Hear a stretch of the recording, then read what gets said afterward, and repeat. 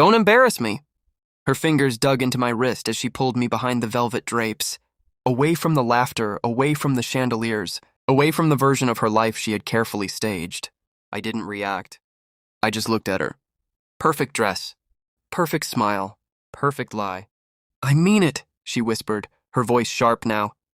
Just sit quietly. Smile. Don't talk too much about whatever it is you do. Whatever it is I do. I almost smiled. Instead, I nodded once, calm, obedient, invisible. Exactly how she liked me. There was a time when she didn't. Back when we were kids, she used to introduce me first. This is my sister, she'd say proudly, pulling me forward like I was something to be admired. Back then, I believed her. We grew up sharing everything. Clothes, secrets, dreams, whispered under dim lights when the world felt too big. She wanted attention. I wanted purpose. I thought we balanced each other. I didn't notice when the balance shifted. Not at first. It started small. Missed calls. Dismissive replies. A subtle change in tone when she spoke about me to others. She's doing something in government? I think, she'd say, shrugging. Like my life was a footnote she couldn't quite remember. I let it go. Until I heard her laugh. Not with me. At me. It was at a dinner. One of her fiancé's family gatherings. I wasn't meant to hear it. She exaggerates, my sister said lightly, sipping her drink. Always has. You know how some people need to feel important. There was a pause. Then someone asked, so she's not really... My sister smiled. That same soft, dismissive smile. Let's just say, it's nothing impressive. Something inside me stilled. Not broke, stilled. Because in that moment, I realized this wasn't a misunderstanding. It was a choice. She needed me smaller, so she could feel bigger. I didn't confront her. I didn't defend myself. I started observing, listening, collecting. Patterns don't lie, people do. She introduced me differently depending on the room. To friends, I was just figuring things out. To her fiancé's family, I was between jobs. To strangers, I was barely mentioned at all. Erased piece by piece. And the more she diminished me, the more she elevated herself. It was deliberate.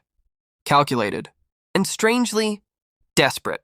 That's when I stopped being her sister and became something else, a strategist. I didn't correct her narrative. I let it grow. Let it spread.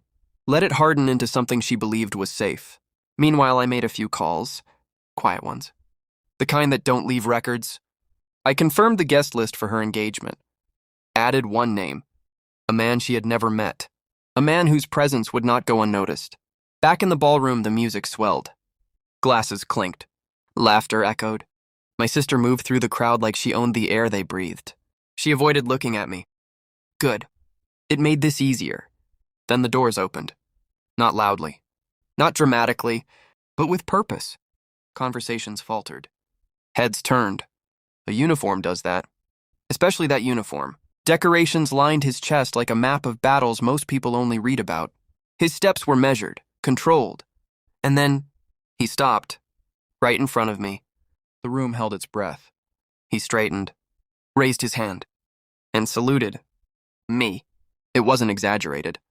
It wasn't for show. It was precise, respectful, earned. Ma'am, he said. Just that. Nothing more. He didn't need to. The silence broke into whispers. Wait, who is she? Did he just salute her? Is she, military? No, higher than that. I could feel it shift. The room. The perception. The fragile illusion my sister had built, cracking. I turned my head slowly. Found her. Across the room. Frozen. Color draining from her face, inch by inch. For the first time that night, she looked at me. Not past me. Not through me. At me. And I held her gaze. Calm. Unblinking. Unapologetic. She walked toward us. Too quickly. Too stiff. What is this? She asked, her voice tight, controlled only on the surface. I didn't answer her. I looked at the man in front of me instead. At ease, I said quietly. He lowered his hand immediately. Of course he did. You didn't tell me, she started. I wasn't asked, I replied. Simple. Clean. True. Her fiancé approached, confusion written all over his face. Is everything okay? My sister forced a laugh. Just a misunderstanding. It's not, he interrupted gently. looking at me now with something new in his eyes, respect, curiosity, dangerous things.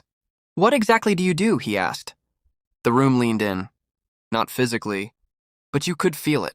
Attention is a current, and for the first time, it was flowing toward me. I could have explained, given them details, titles, clearances, the kind of truth that leaves no room for doubt. But I didn't. I didn't need to. Instead, I smiled slightly. Not warm, not cold, just enough. "I serve," I said. The general didn't correct me. He didn't elaborate. His silence was louder than any explanation. My sister swallowed. Hard, because now she understood. Every lie she told, every dismissal, every moment she made me smaller, had been built on ignorance, and now that ignorance was exposed. Publicly. Irreversibly. "I was just trying to," she began. "To what?" I asked softly. She had no answer. Of course she didn't. Because the truth isn't something you prepare for. It's something you survive. I stepped closer. Not aggressive. Not emotional. Just present. "You didn't embarrass me," I said quietly, so only she could hear. A pause. Then, "You revealed yourself." I stepped back. The room filled the space between us. But the distance was already there. Had been for a long time. Later, people would come up to me, ask questions, offer respect, shift their tone, reevaluate everything they thought they knew. But I didn't stay long enough to enjoy it. I wasn't there for validation. I was there for balance. As I walked out, I felt it. Not anger. Not triumph. Something quieter. Cleaner. Closure. She wanted me small. I let her believe I was.